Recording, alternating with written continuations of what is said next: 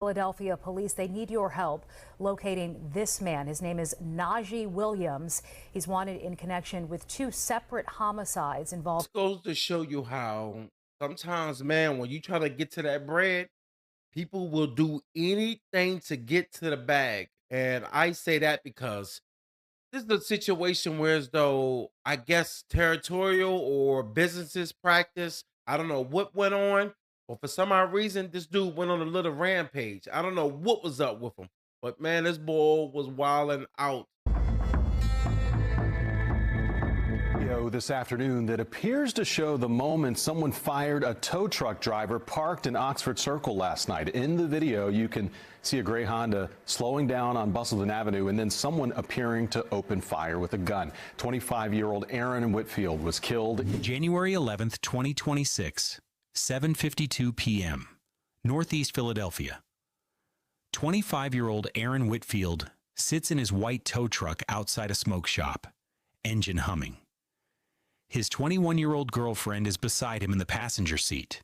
They're planning a quick stop, just a few minutes, then back to work. A gray Honda sedan rolls up alongside them. No warning, no words exchanged. 15 to 20 shots explode through the darkness. Glass shatters. Metal tears. Aaron takes multiple rounds to the head and body. His girlfriend screams as a bullet rips through her leg. She's covered in his blood, watching the man she loves die right next to her.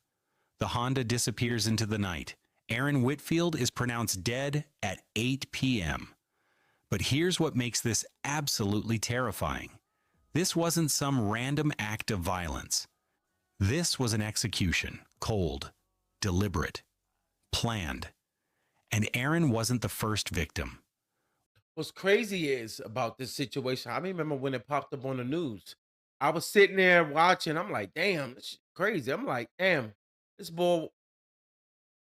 Put it like this: it looked like he was going in execution style. The way he shot this boy, like when they reported it on the news, they said someone got hit several times, but they didn't say how many times. So I'm thinking maybe about maybe three or four. Even though that's a lot, but even with that being a lot, you realize later on, another day later, after 2 days, they end up reporting again, and they were saying that dude took over 20 something shots, over 20 something shots. I'm like, damn, 20 something shots. First thing I think of, I'm like, oh, this boy did something wild. That's what I'm thinking because anybody that take on 20 something shots, they making sure you dead. They come on, let's be real. They making sure you dead. So not only they making sure you dead, you're looking at a situation like that. You say to yourself, it's something off about this situation. Something's not making sense. But then when you looking more into the story, you find out that dude not only killed him, he went after another person too in a tow truck. So I'm thinking to myself, oh wow. Damn, I know. I already know the cops on this. I know they looking at this situation, saying to themselves, "Oh yeah, we got a little problem on our hand. We definitely got a little problem on our hand." And they hit gold, fingerprints, DNA, physical evidence that pointed directly to one man. His name was Najee Williams, 27 years old. And here's where this case takes a wild turn. Najee Williams wasn't some random street criminal. He wasn't a carjacker or a DNA using. Then they found it. The breakthrough came when investigators started comparing traffic cameras, business security systems, anything that might have caught something useful. And then they found it. The breakthrough came when investigators started comparing footage from both crime scenes, David Garcia Morales' murder in December and Aaron Whitfield's murder in January. The same gray Honda sedan appeared in both. Same vehicle, same method, same approach. This wasn't a coincidence. Whoever was driving that car had killed twice, and they were using the same stolen vehicle to do it. Now, stolen cars are supposed to be hard to trace back to a suspect. That's why criminals use them. But here's the thing. Criminals always leave traces. Always. Forensics teams went over that Honda with everything they had, and they hit gold, fingerprints, DNA, physical evidence that pointed directly to one man. His name was Najee Williams, 27 years old. And here's where this case takes a wild turn. Najee Williams wasn't some random street criminal. He wasn't a carjacker or a gang member looking for trouble. He owned his own towing company called NKW Towing and Recovery. He was a direct competitor to 448 Towing and Recovery, the same company Aaron Whitfield and David Garcia Morales worked for. Let that sink in for a second. You can tell right then and there that this is definitely something that's leading to, I guess, a money dispute. Whatever's going on, he deemed it for somebody to execute two people, just how he did. He definitely planned this out. Not only he planned it out, he knew their whereabouts. He knew exactly where they was at. And for him to just do that, like blatantly walk up on them and do that, like how he did it, it let you know right then and there, this dude was a vicious savage, yo.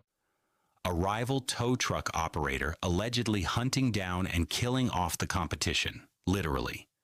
Staff Inspector Ernest Ransom from the Philadelphia Police Department held a press conference and didn't hold back. Tow trucks are vicious in the city. I'm gonna tell you that they are. They are vicious in the city. It's uncomfortable to be caught up in the city streets when the tow trucks come because they will grip your car up, and next thing you know, they'll tow you from parts of like near Center City. They would tow you near Center City and take your car way up northeast. So now you got to take an Uber or a cab to go to get your car out, and then they hit you with a service fee to say that it was here overnight, but it's not overnight. They just hit you with the storage fee for once they land your car inside the yard. So you already going to be come out of pocket at least, if I'm not mistaken, about 250 to 275. That's if it's the first night. Oh, it's crazy. It's vicious, yo. All because they tow your car, and next thing you know, you ain't got it. Damn. New details tonight in the investigation into two tow truck drivers who worked for the same company killed on two different days in less than a month. 25-year-old Aaron Whitfield was fatally shot inside his truck over the weekend. And tonight we're learning more about his co-worker, 20-year-old David Garcia Morales, also shot and killed inside his tow truck 3 weeks earlier. And Kelly, tonight police say there was a third homicide back in November that might be connected to all of this. The victim, also an employee of that same towing company. Crazy.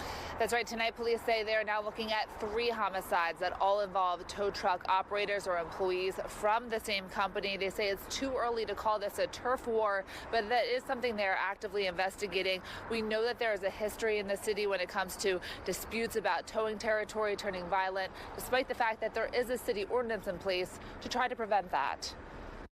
Philadelphia police releasing these images tonight of a navy blue Grand Jeep Cherokee they say was last seen on the 2200 block of Adams Avenue back on December 22nd. Notice the broken sunroof and damage to the rear window. Police say it was used in the murder of 20-year-old David Garcia Morales. Around 12:15 that day, he was shot several times while in a white tow truck on the 4200 block of Torresdale Avenue. Today, his mom told Fox 29 over the phone he had so much love for everyone and wanted to help people. She says Garcia Morales died at the hospital the day after Christmas, a hero. His organs went on to save 6 lives.